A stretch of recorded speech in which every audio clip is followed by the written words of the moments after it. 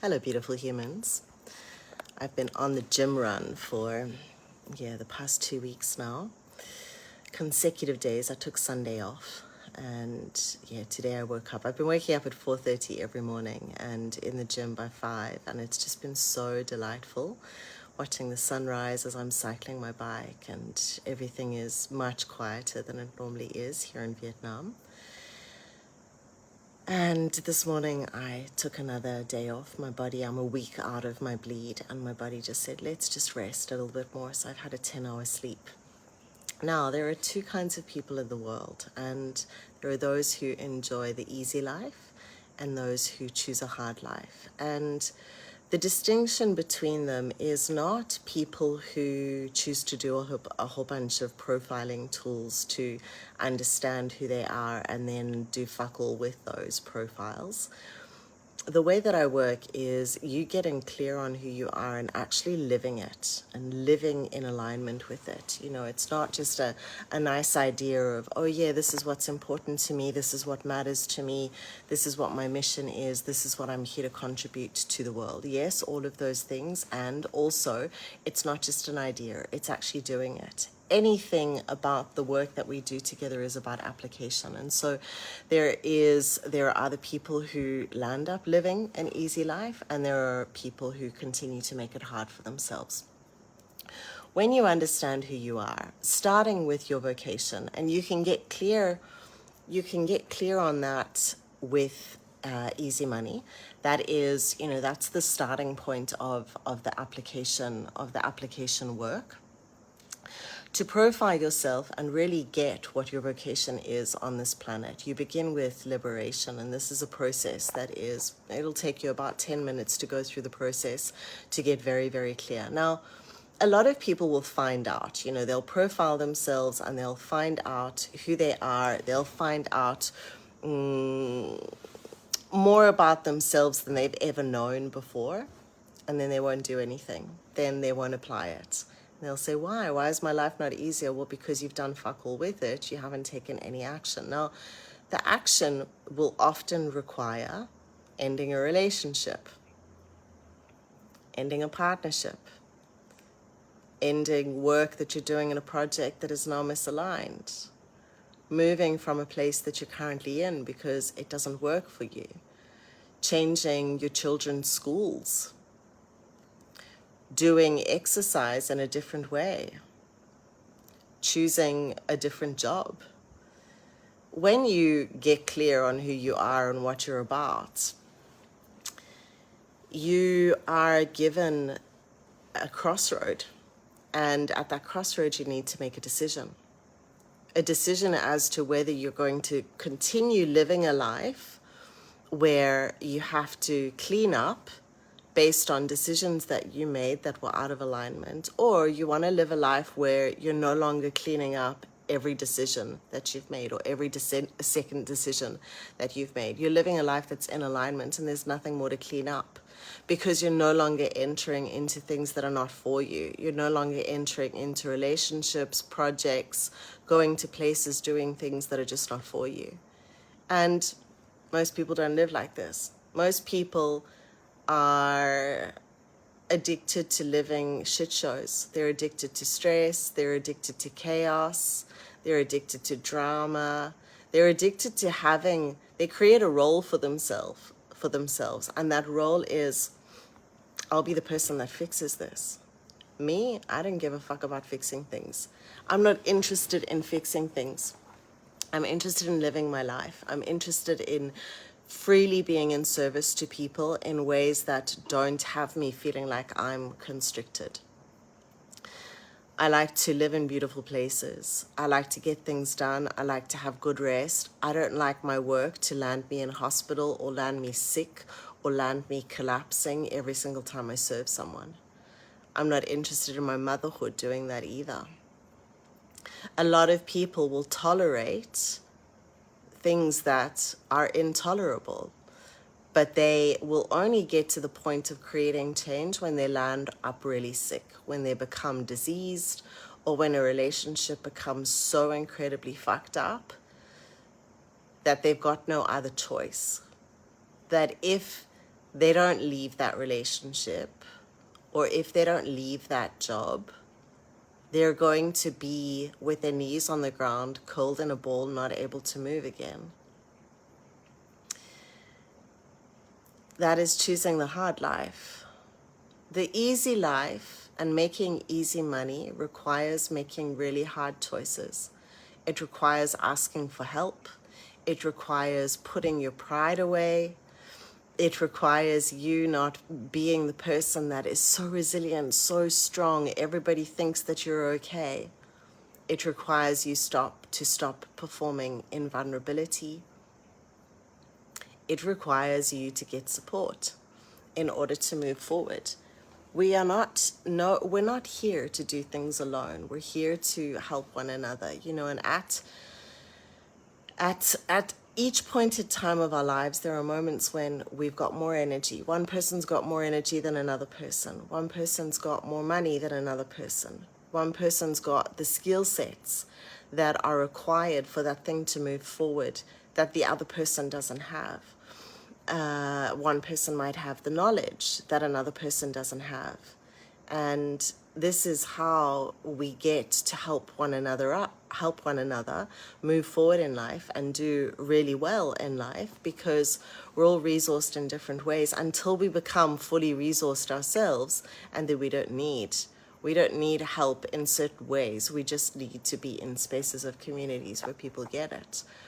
It begins with your vocation, and that vocation is you understanding what systemic change you're here to bring in the world. And everyone is here to contribute to bringing systemic change in the world. We live in a world that is supposed to function in absolute harmony, yet it doesn't, because human beings are here. And human beings are disruptors, not always in the most innovative ways. Human beings like to bring chaos. Human beings like to make it hard. And so because of that, we're all here with a very, very specific role. And when I talk about vocation, I'm not talking about doctors, lawyers, teachers. I'm not talking about old world vocation. Yes, we need all of these services. They're very important.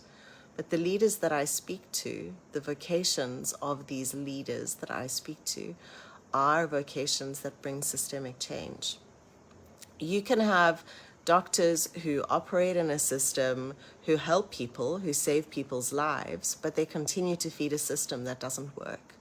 They continue to abide by the rules in a system that is actually creating more disease than it is health. Those doctors have a vocation, but they're not here for systemic change, because if they were here for systemic change, then they would be focusing on transforming the system, because the systems are the problem. Inside of The Lost Art of Being Human, A Leader's Guide to End War, the book that was published, the book that I published alongside Alma Publishing in December 2024, and then it went to print in 2025. If you haven't got your copy yet, do that. You can get it on Amazon. It's 24 chapters on everything that you need to live an easy life as a human being on planet Earth for the rest of your days. And it speaks about all of the social systems that we operate in. 24 chapters. You can open the book at any point in time, dependent on what you need right now. Maybe you're in a chapter of your life where you're really focused on your womanhood. I'm on Living Book Tour at the moment around the world, and I've been traveling for the past year now. I left Australia on the 17th of May, and I've been traveling ever since. And I'm currently in Vietnam. I've been here, the stable base that I've been living is here, and it's been for 5 months now. And it's been so fascinating to travel the world through the lens of ending war. You know, The Lost Art of Being Human is a leader's guide to end war. And of course, I've been here in Vietnam longer than I've been anywhere else in the world because of the war, you know, and because of what happened here and because of the people. And so as I move around on a daily basis, witnessing and looking at things through the lens of war and what these people had to go through in order for this country to be as it is now and to experience it as it is now. It's a very, very fascinating way to live life, is through the lens of war. It really does make for an easy life. Now, my vocation on this planet is very specific, as is yours, and I map it through the lens of human design, and I map it in a way that enables you to make easy money. There is no reason for anybody to be slogging it out to make $1 in this world for their livelihood. And for people who care about systemic change, for people who care about contributing to a society that works in a better way, because more than likely they've got children. You know, I've got a 17-year-old. I really do give a fuck about the life that he lives in the future. And I know that I have the capability to contribute to ensuring that he has a great life. Of course, it's about motherhood and how we bring our children up. And I've brought my son up in a very, very, in a very Lee way. And of course, his father is doing things in his way. But we're on the same page about what it means to be a human being on this planet. And that is doing what you're here for, and doing things in alignment with how you're built and what you're born for. And I don't agree with any systems, any social systems, that don't put the human being at the center. Most social systems don't do this. They say they do on the surface, you know. I've worked in so many different organizations that on the surface, it looks like a really great mission and it looks like a really great purpose. And it looks like they've got a really great ethical framework. And then you enter the organization and you're like, well, all of this is really fucked. And this is an absolute shit show. And there is a complete lack of leadership. So I did that, you know, for 18 years in various different organizations, and then got bored of seeing the same thing. You know, I gave it 2 decades. I gave it a good time. Now, the work that I do has leaders coming to me who are ready to live their vocation from a systemic change perspective, the vocation that enables them to make easy money and live an easy life. If you're on the path to your next million and you're choosing to make it as you're born and built to, you're not slugging it out. You've got hours available to you to be present for your children. You've got time available to you to take rest, particularly for women who are in midlife. What I was able to pump out in my 30s, I'm not able to do that in my 40s. And my business over the past 8 years has been built in preparation for all the stages of womanhood and all the stages of motherhood, in order to be present to do the most important thing that exists on this planet, and that is to be a mother and to be a woman. And as you know, we go through different seasons as women. And if our businesses are not built to hold us as women, then life is not going to work, and you're not going to have an easy time. So the book, you can pick it up at any point. Right now I'm living the womanhood chapter, which was written by Katie Rose. That is chapter 12.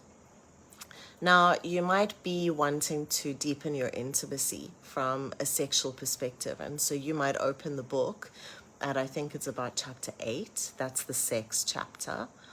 You might be going through a really deep transformation around your health. And so you might open the book at chapter 2. That is the vitality chapter, the lost art of nourishment. The book guides you to wherever you need to bring your attention. Now, that is the scaffolding for which I move at the moment. So which country I land in, which environments I land in. There are very specific environments that I place myself in, and they are driven by the book, And they are driven by the way that I'm built and what I need to thrive, what I need to sleep well, what I need to rest and recover well, what I need to be able to interact with people really well. Meet new human beings along the way and be in service and do my work. Now, each of us are born and built in very specific ways. And when you line up with what you're born to do, and you line up with how you're built to do it, then that results in a very, very easy life. You can start with liberation. That's where you will do the mapping. And it's a beautiful process to take yourself through. I'll drop the link below. And this gives you absolute clarity on what your vocation is, what your systemic change leadership path is. Once you see it, you can't unsee it. And when you see it, your entire life will make sense. It shows you how come every single experience you've had until now, on repetition, the things that have felt like the most challenging things have actually been the things that have forged your leadership. And once you see it, you cannot unsee it. I'm looking forward to you mapping this out. And if you don't have your copy of The Lust Out of Being Human, then do that. I took a relax. I got 10 hours of sleep in.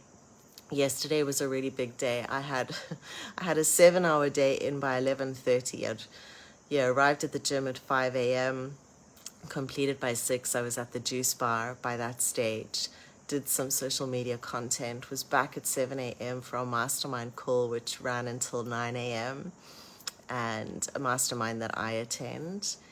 And then I did some DMing with clients on Messenger coaching, my private clients that I work with. And then I had breakfast. I made a beautiful breakfast in the gorgeous Italian kitchen that is here, with the fresh goods that I buy at the market that is just around the corner from the gym and the juice bar. I pick up eggs just straight across from the 80-year-old lady that brings them over freshly laid on a daily basis, which is just wonderful. And then I had an interview at 10 o'clock in the morning, which was inside the 20K plus month club with Victoria Cruz. And we spoke about stage ready presence. I'll drop the link for that as well. The conversation went for an hour and 15 minutes, and this is specifically for anyone who is ready to become stage ready. They're ready to take that next move in order to stand on stages, turn the mic on, and get in the room and be in spaces with human beings who are on similar paths, who have big missions to complete. And we talk about what is required in order to become stage ready. Victoria is an ex-actress and performer, and she works with voice coaching as well. She gets your voice exactly as it needs to be in order for you to move people to move. And she is the person that you go to when you are someone who wants to convert people on camera. So whether that camera is here on social media or that camera is live in a room, she's the woman that helps you do that. So if you want to tune in with that conversation, then you can click the link below. Have a most beautiful day, and I'll be seeing you very soon.